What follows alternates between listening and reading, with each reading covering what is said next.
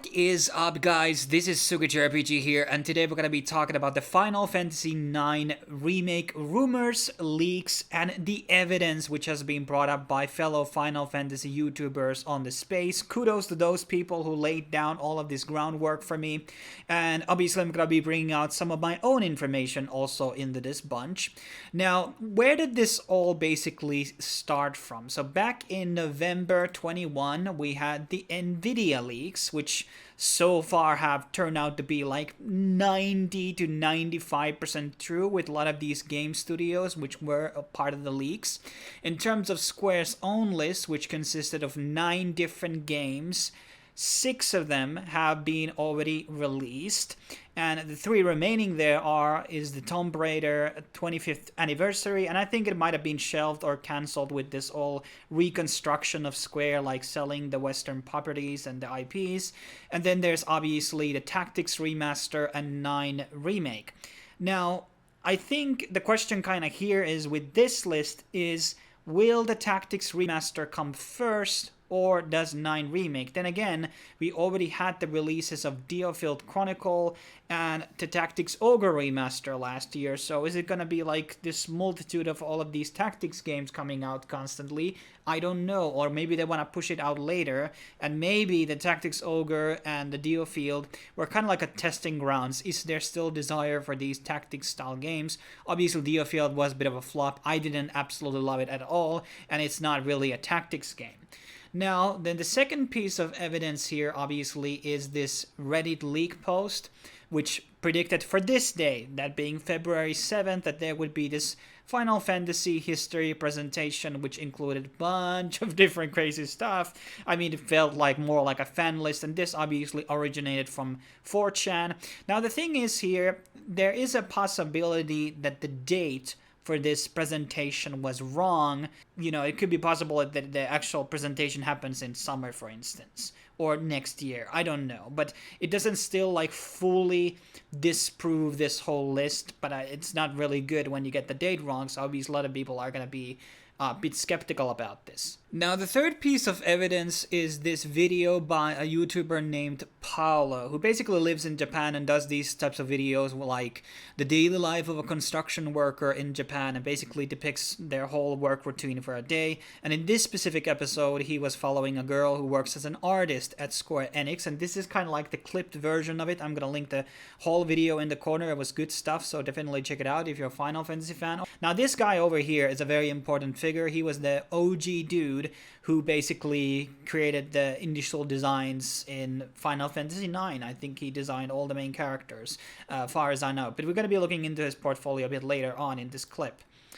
And here he's basically talking about that he's doing an illustration for a character that is in the development, so he's not able to say much about it. Now, that could be reference to a totally new game, okay? Or it could be a character for the Final Fantasy IX Remake, because it would make a lot of sense to bring him back in, because he designed a lot of the other initial stuff for Final Fantasy IX, so you want to have the person who is already kind of like familiar with the IP, or maybe he's like creating a completely new characters, which were not seen in the original game, and so these are like exclusive to the remake. That also is a possibility.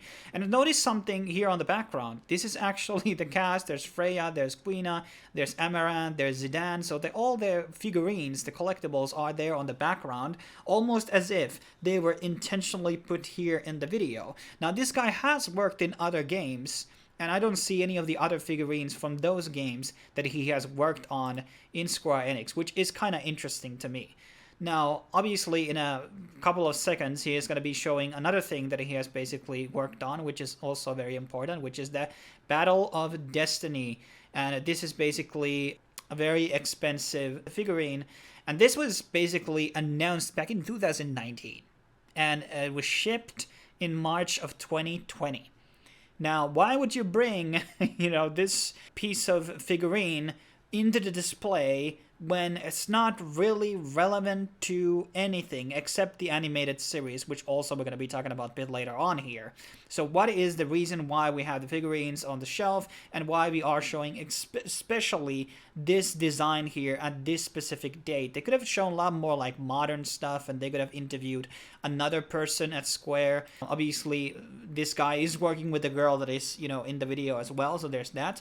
And then there is this clip of these weapons here. Now, in that other video which talked about these potentials, they talked about that there could be possibly a one item in the wall which would indicate that they were doing motion capturing for Final Fantasy IX Remake.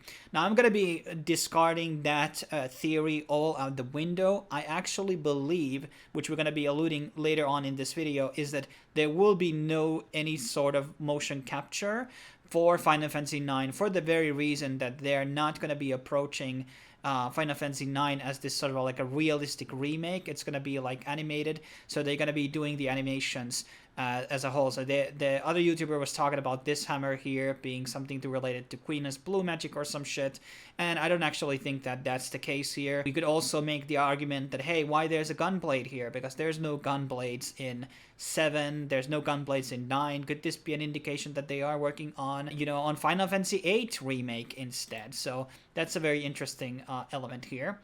And then there's these guns, which are probably used in the Shinra, stuff. And this was also very interesting, that there was this image done by the same guy that we were looking at just a minute ago. And he was working on this picture with Steiner and the Chocobo. So this was the Chocobo racing game. So this was also very peculiar to me, that why they were showing this specifically here. Once again, another Final Fantasy IX reference in this one video. When we actually look into his portfolio here, which is the guy is always named Toshiyuki Itahana. And here it says Final Fantasy IX character designer, Final Fantasy XI art designer. He worked as the DLC costumes for 13-2. He worked character designs for Lumina and Lightning for the costumes and Lightning Returns. He worked at a key art designer. That's also important, what positions he had, how much impact he had. So he had a big impact on Final Fantasy Explorers, 9, Mobius Final Fantasy, Crystal Chronicles. He was the art director of that one.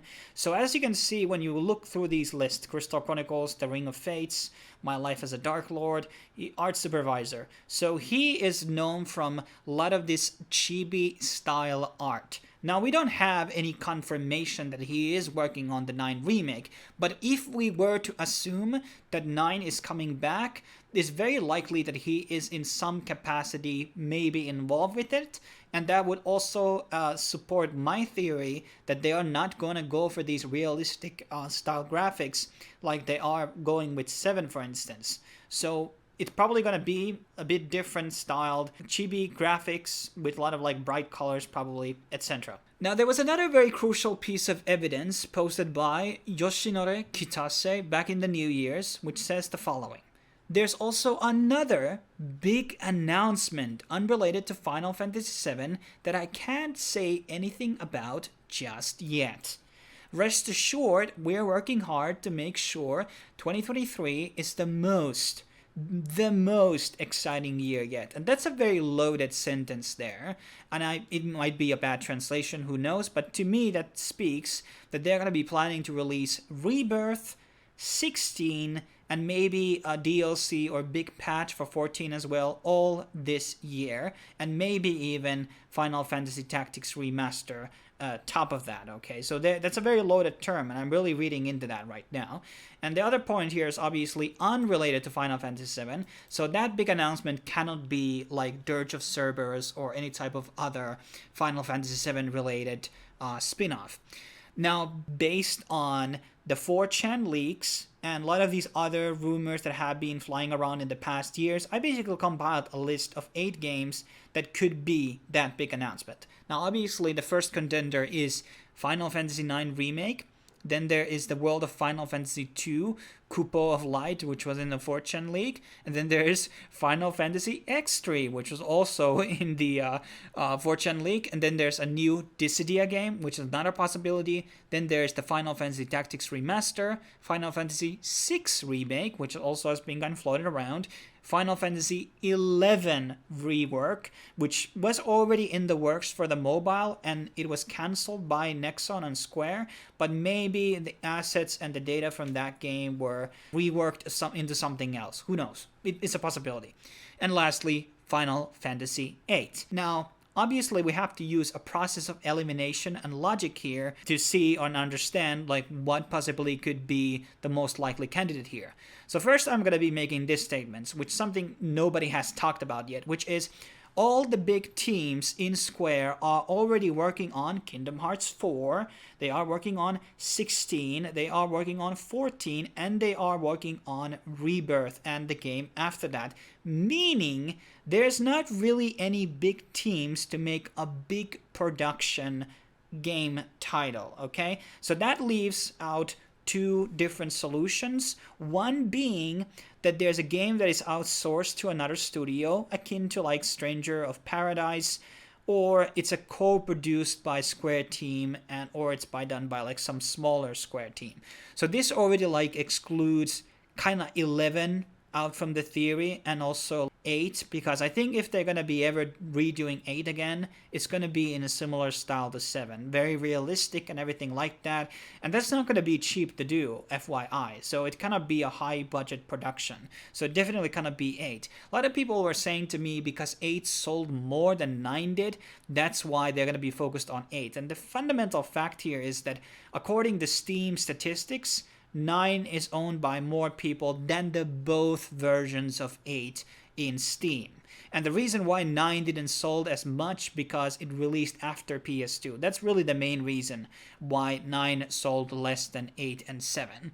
Then we obviously have the X3, which I also believe if they're going to be ever doing it, it's going to be high production. I don't think that they're just going to be doing some weird visual novel sequel here. I think they're going to be going a full production on that. So it cannot be X3 either. Dissidia could be a possibility, but the second game in that franchise didn't really do that well.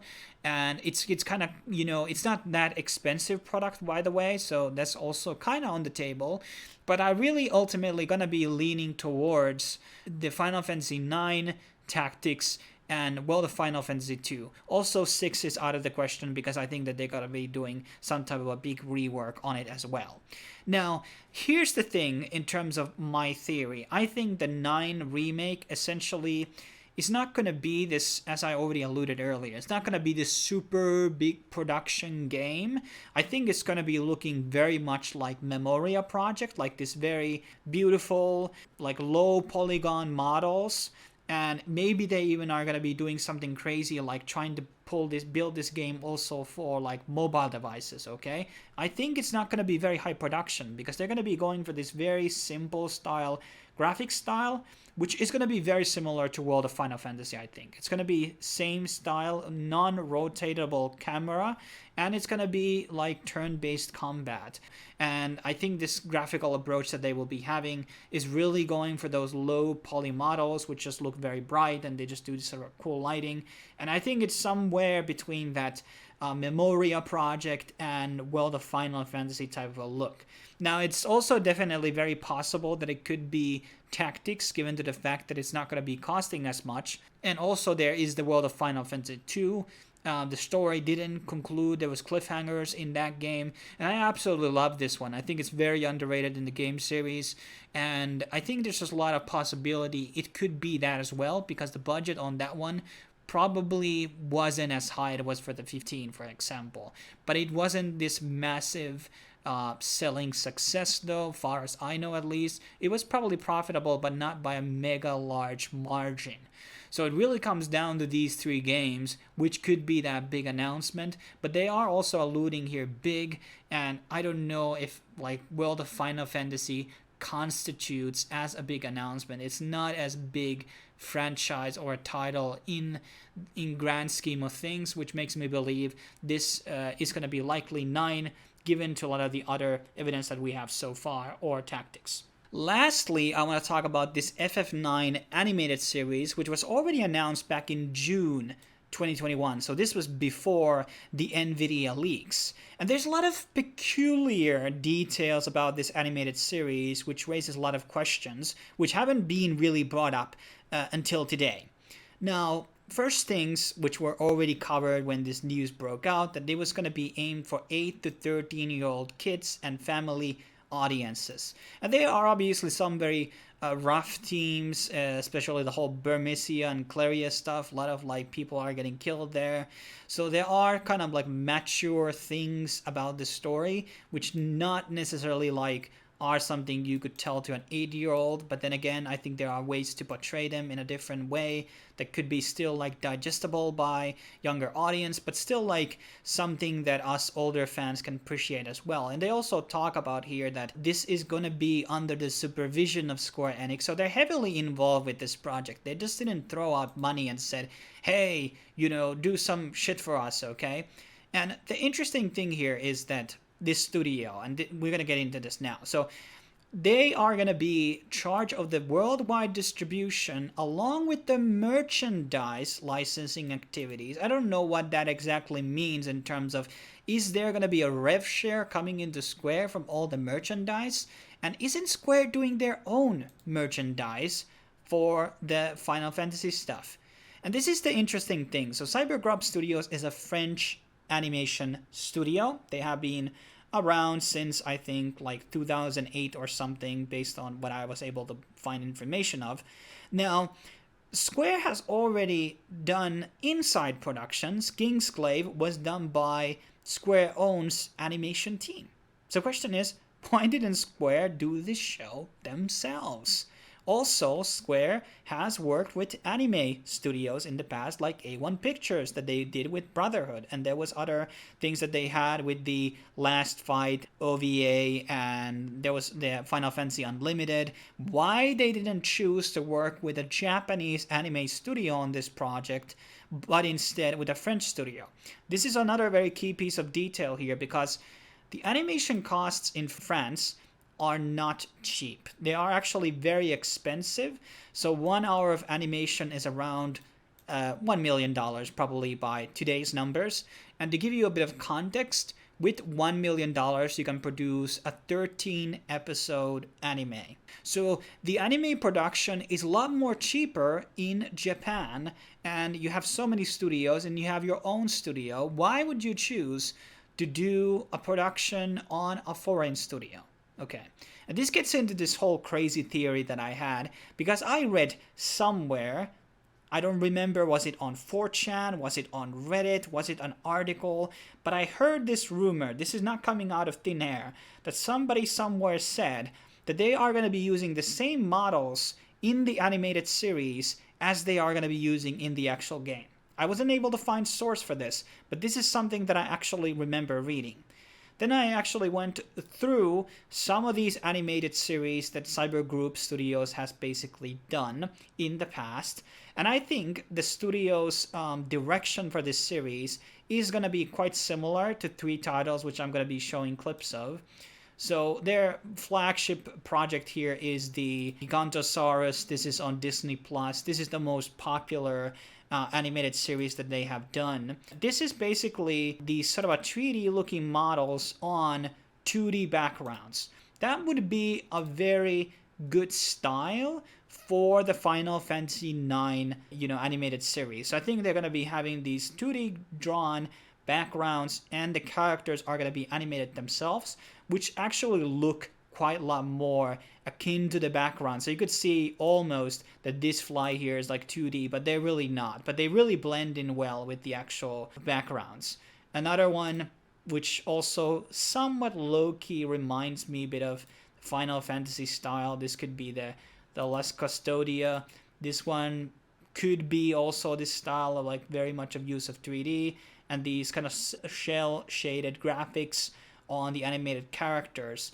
And I think this is going to be somewhat of the approach of what they're going to be doing. And I'm going to be basing that really on the fact that the Japanese studios are not exactly experts when it comes to 3D animation. So the only reason I would see them Square wanting to work with Cyber Group Studios is because they're going to be doing something 3D related, or this sort of 2.5D, whatever you want to really call it. It's really up to me. So, but this theory about the models being used on the game as well is kind of crazy. I'm not signing into that exactly, but that's not totally out of the question either. And that also supports kind of my theory that maybe they want the animated series to look very much like the game. Let's remember, when they did 15 animated series, The Brotherhood, they were releasing it as akin prior to the launch of the game. So it's very possible that this animated series is serving as a selling tool, because we know that the Japanese are using synergy marketing on a lot of their products. Like, that's why they have all of these music openings on all of these anime, because they're doing synergy marketing between the record labels and the animation studios, meaning that this is going to sell a lot more of the game if the people have seen this animated series first. Now, the question is, why didn't they show the Final Fantasy IX, any of the images or the pictures or trailers at Las Vegas when they were presenting this thing to the investors? So that's also the really interesting thing, why we don't have any information about that. So something tells me that they're going to be announcing the animated series alongside with the game. Like, there's no reason to hide the animated series if there's no game coming out anyway, right? Like, what would be the logical reason of that, unless the production is looking like really shitty? But then again, they already started out this production. I think it is actually in this post that they were saying that they started in early 2022 already. So they already have something built up. I don't know if it's going to be a multi-season thing, etc. And last piece of thing I really want to add here, which is my craziest theory and probably one of the most unlikeliest, is that this animated series is going to be serving as a backbone to a Final Fantasy IX 2. So they're going to be doing a sequel game instead, and the animated series is going to be like a good selling point for the new game. That's a kind of crazy theory, but it is also possible. But this is my crazy cookings and the information that I was able to find. I'm sure there's a lot more of it, and we're going to be discussing it later. And I'm going to be, leaving my improvement ideas for the remake in another video instead. Cheers. See you soon.